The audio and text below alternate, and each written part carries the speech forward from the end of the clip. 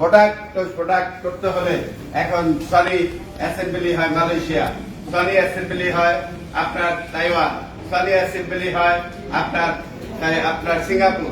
এই যে মাল্টিপল যে এগুলো শ্রমবাজার সস্তা হওয়ার কারণে আজকে আপনি একটা জাপানের সনি টেলিভিশন যদি কিনতে যান বাংলাদেশি টাকায় 5 লক্ষ টাকায় পাবেন না, কিন্তু আপনি মালয়েশিয়ার সনি পাবেন, আপনি তাইওয়ানের সনি পাবেন, সিঙ্গাপুরের জেনারেল টেকিং থেকে আরম্ভ করে সব কিছুতে।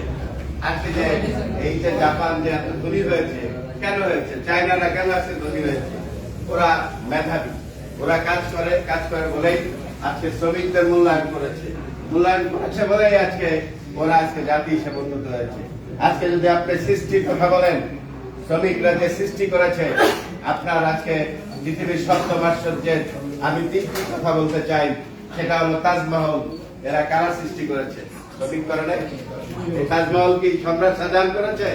22,000 শ্রমিক 20 বছর ধরে কাজ করে তাজমহল করেছে। এটা একটা পৃথিবীর 7ম আশ্চর্যের একটি আশ্চর্য। চীনের প্রাচীর কারা করেছে? শ্রমিকরা করেছে। চীনের ট্রেন লাইন করেছে, মাও সেতু করেছে, শ্রমিকরা করেছে। আজকে মিশরের পিরামিড কারা করেছে? শ্রমিকরা করেছে। সৃজনশীল কাজ যা আছে সবকিছু শ্রমিকরা করেছে। আপনার শার্ট, আপনার ঘড়ি, আপনার মোবাইল, আপনার চোখের চশমা, আপনার ব্যাগ সব কারা তৈরি করে? শ্রমিক।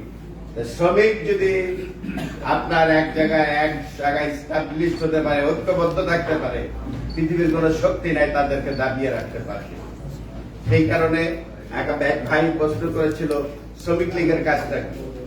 শ্রমিক লীগের কাজ হলো এখানে 7 থেকে 8 লাখ শ্রমিক কাজ করে, এবং এই 7 লাখ থেকে 8 লাখ শ্রমিক এরা কিন্তু রেমিটেন্স যোদ্ধা।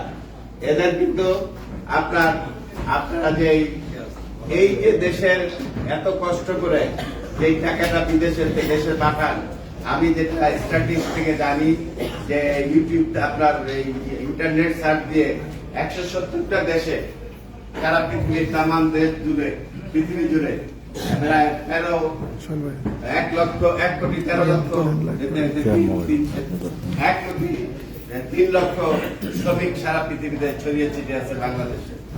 সেটা আপনার ইউরোপ থেকে আরম্ভ করে, আফ্রিকা, সাউথ আফ্রিকা থেকে আরম্ভ করে, আমেরিকা থেকে আরম্ভ করে, ল্যাটিন আমেরিকা থেকে আরম্ভ করে, আপনার সৌদি আরব থেকে আরম্ভ করে, আর আপনার কুয়েত, কাতার, মিডল ইস্টে যে আছে, মালয়েশিয়া যে আছে, এরকম 1,30,00,000 শ্রমিক আমাদের বিদেশে কাজ করে, এবং তাদের প্রেরিত অর্থ 7,30,00,000 লোকের জীবন জীবিকা নির্বাহ হয়। কারণ আপনি যদি টাকা না পাঠাইতেন, এই পরিবারের ছেলে, আপনার ছেলে মেয়েরা দেশের রাহাজানি করত, ছিনতাই করত, দেশে আপনার অন্য কিছু করত, দেশের অস্থিরতা বৃদ্ধি হতো। দেশের অস্থিরতা বৃদ্ধি হলে দেশ ধ্বংসের দিকে চলে যেত। তাহলে শ্রমিকের অনেক অবদান। এই অবদান হিসাবে আপনারা যারা শ্রমিক যে কাজই করেন, আপনারা কিন্তু দেশের একজন দূত, আপনারা রাষ্ট্রের একজন দূত। আপনাদের আচার আচরণ, আপনাদের কালচার, আপনাদের ব্যবহার, আপনাদের সমস্ত কিছুই কিন্তু নির্ভর করে একটা দেশের ভাবমূর্তির উপর। আপনারা যদি আজকে আচার আচরণ খারাপ করেন, সেটা অন্যরা যারা বিদেশিরা দেখে, তারা বলে বাংলাদেশের লোকেরা এরা উচ্ছৃঙ্খল। সেই জিনিসটা কিন্তু আজকে নেই। বাংলাদেশে কাজ করলো, দেশের বাইরে বিদেশে আসার পর তারা যে মনোযোগটা যে কাজটি করে, এটার একটা সুনাম কিন্তু সারা বিশ্বব্যাপী আছে। সেই জায়গাটা কিন্তু আপনাদের মাথায় রাখতে হবে।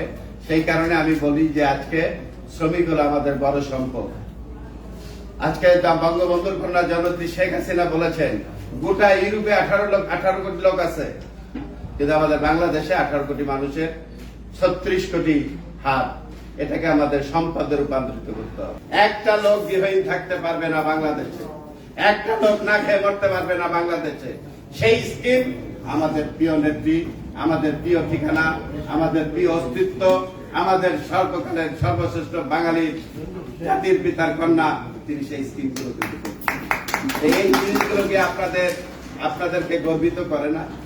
আপনারা থাকেন প্রবাসে, আপনারা মানে প্রবাসে থেকে আপনারা যে কষ্ট করছেন, এটাকে আমি স্যালুট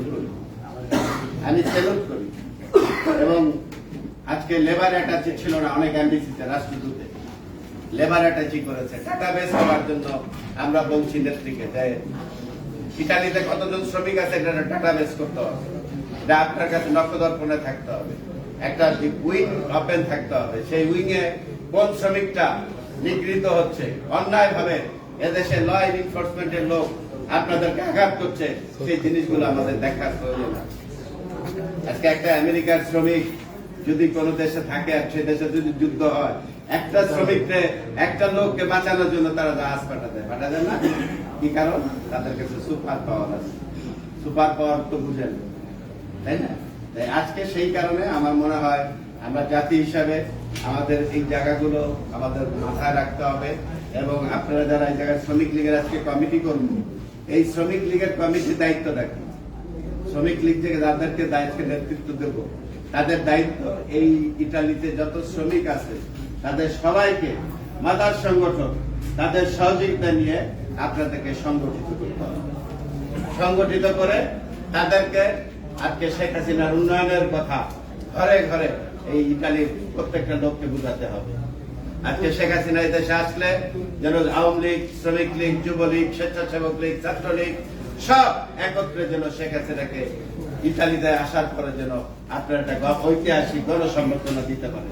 এটাই হবে হলো আপনাদের কাজ। এবং প্রত্যেকটা শ্রমিক আপনাদের কাছে থাকবে কমিটি, সেই কমিটির যারা থাকবে তাদের যে কোনো নিরাপত্তার প্রশ্নে, আর্থিক সংকটের প্রশ্নে আপনারা নিজেরা একমাত্র শ্রমিক লীগের কনস্টিটিউশনে আছে চাঁদা সিস্টেম। আপনি এখানে স্থানীয়ভাবে বিশ্লেষণ করে আওয়ামী লীগ নেতাদের সাথে এই করে একটা চাঁদা তুলে আপনারা আপৎকালীন ফান্ড তৈরি করবেন।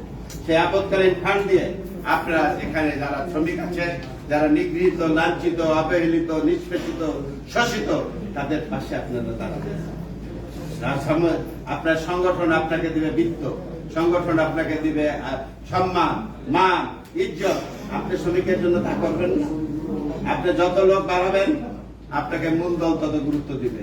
আপনি বাড়াতে পারবেন না, ওয়ান ম্যান ওয়ান পার্টি হবেন, শ্রমিক লীগ ভুয়া, শ্রমিক লীগের কোনো দরকার নেই। এই জায়গাটা আপনাদেরকে পরিশ্রম করতে হবে। যে দায়িত্ব যে কমিটি দিব, সেই কমিটির ঐতিহাসিক দায়িত্ব আপনাদের পালন করতে হবে। পালন করে তারপরে আপনারা সেই কাজগুলো আপনারা হাঁটি হাঁটি পা পা করে, রাতারাতি তো হবে না। আপনাদেরকে সমস্ত কিছু তথ্য আপনাদের জানতে হবে। জেনে শ্রমিক পল্লীতে গিয়ে, যেখানে বেশি শ্রমিক আছে সেখানে গিয়ে আপনি তাদেরকে বুঝাতে হবে। আমি মনে হয় অনেক বড় বক্তৃতা দিয়েছি। আমি শুধু বলবো পদ্মা সেতু, যে পদ্মা সেতু আমরা করেছি। পৃথিবীর খরস্রোত নদী দুইটা, একটা আমাজন নদী আর একটা পদ্মা সেতু। পদ্মা সেতু পাইলিং করতে 40 তলা বিল্ডিং এর সমান মূল মাটি পেতে হয়েছে। প্রথম দিকে বাজেট ছিল 15 থেকে 20 কোটি টাকা, 1000 কোটি টাকা, এখন 40,000 কোটি টাকা হয়েছে। মাঝখানে কোনো আপনার মূল মাটি পাওয়া যায়। আর একটা পদ্মা মাঝখানে আছে, যার জন্য জার্মানি টেকনোলজি এনে সেখানে তৈরি করেছে চাইনিজরা, কিন্তু জার্মানি টেকনোলজি এনে পদ্মা সেতু তৈরি করেছে। আমাদের খালেদা জিয়া বলেছিলেন পদ্মা সেতুতে গেলে নাকি ভেঙে পড়ে যাবে। এই জন্য আমাদের নেত্রী রসিকতার সাথে বলেছেন ওনাকে একটু চুবিয়ে আবার উঠিয়ে নিয়ে আসতে হবে। এটা নিয়ে বিএনপি আমি সমালোচনা করি। আপনার ডক্টর ইউনূস গ্রামীণ ব্যাংক করে তিনি লবিং করেছিল শেখ হাসিনাকে ক্ষমতা থেকে উচ্ছেদ করার জন্য। সেই ইউনূস কিন্তু এখন শ্রমিক নির্যাতনের অপরাধে তিনি কিন্তু এখন মামলায় ঝুলন্ত। যে কোনো সময় তার বিচার হবে। ডক্টর ইউনূস একটা সফিস্টিকেটেড টাউট, বাটপার, এবং তার কোনো বেজ নাই। সে নিজেকে তৈরি করার জন্য সারা পৃথিবীতে সে ঘুরে বেড়ায়।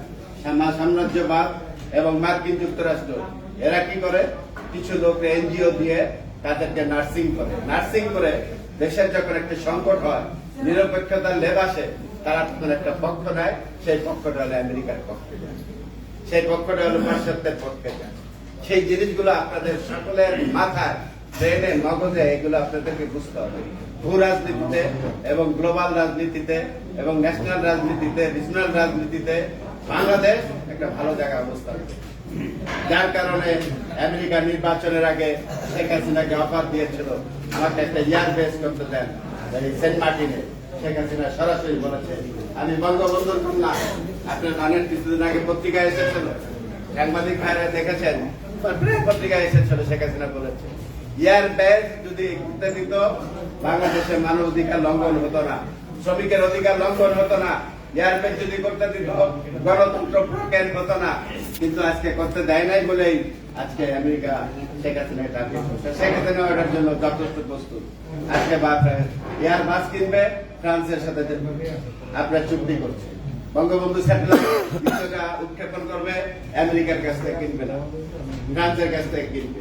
এই যে ডিভাইডেড এন্ড রোল প্লে করে কূটনৈতিক ভাবে শেখ হাসিনা যে ধীরে ধীরে আগাচ্ছে, এটা আমরা মনে করি বঙ্গবন্ধুর কন্যা। বঙ্গবন্ধু দেশ স্বাধীন করেছে, কিন্তু আধুনিক বাংলাদেশের রূপকার কিন্তু জনপ্রিয় শেখ হাসিনা। আমি আর আমার বক্তব্য বাড়াতে চাই না। কর্ণফুলী প্যানেল, যেটা আজকে পাশ্চাত্যের অনেক দেশে আছে, সেই প্যানেল করেছে, দেখাতে পেরেছে যে আমাদের সক্ষমতা আছে। পদ্মা সেতু করেছে, আচ্ছা বঙ্গবন্ধু স্যাটেলাইট উৎক্ষেপণ করছে, যেটা আকাশে ঘুরে। আমরা বলতাম এক মুজিব লোকান্তরে লক্ষ মুজিব ঘরে ঘরে। কে বলেছে মুজিব নাই, মুজিব সারা বাংলায়। এখন মুজিব কিন্তু স্যাটেলাইটে ঘুরতেছে, তাই না? স্যাটেলাইটে ঘুরতেছে। এবং বঙ্গবন্ধু দ্বিতীয় উৎক্ষেপণ যেটা সেটাও তৈরি করার পথে ফ্রান্সের সাথে চুক্তি রয়েছে। আমরা পারমাণবিক, আজকে বলে যায় আজ হোক কাল হোক, বাংলাদেশ কিন্তু পারমাণবিক বোমার অধিকারী হবে। প্রাথমিক স্তর হলো আজকে আমরা সিরাজগঞ্জে যে পারমাণবিক চুল্লি তৈরি করেছে, পায়রায় যে চুল্লি তৈরি করেছে, মাতার বাড়ি যে চুল্লি করেছে, এইগুলো আজকে ঢাকা চট্টগ্রাম 6 লেন রাস্তা, ঢাকা থেকে কক্সবাজার চিটাং থেকে কক্সবাজার ট্রেন লাইনের রাস্তা, ঢাকা ময়মনসিংহ 4 লেন রাস্তা, ঢাকা টাঙ্গাইল 4 লেন রাস্তা। ঢাকার থেকে আপনার যদি এয়ারপোর্টেতে নামেন, আপনি চিনতে পারবেন না এটা ইউরোপ না আমেরিকা নাকি বাংলাদেশ। বাস্তব কথা। এই যে অবস্থা, একদিকে বীরপুর ফ্লাইওভার, আর একদিকে আপনার কুড়িল ফ্লাইওভার, ওদিকে হানিফ ফ্লাইওভার, ওদিকে চট্টগ্রামে কদমতলী ফ্লাইওভার, ওদিকে ময়মনসিংহে মাওনা ফ্লাইওভার, কুমিল্লা ফ্লাইওভার। ফ্লাইওভারে বাংলাদেশটাকে শেখ হাসিনা কোথায় নিয়ে, এই কনসেপ্ট ছিল হাতির ঝিল, একটা আরবান ভিউ, নান্দনিক আরবান ভিউ।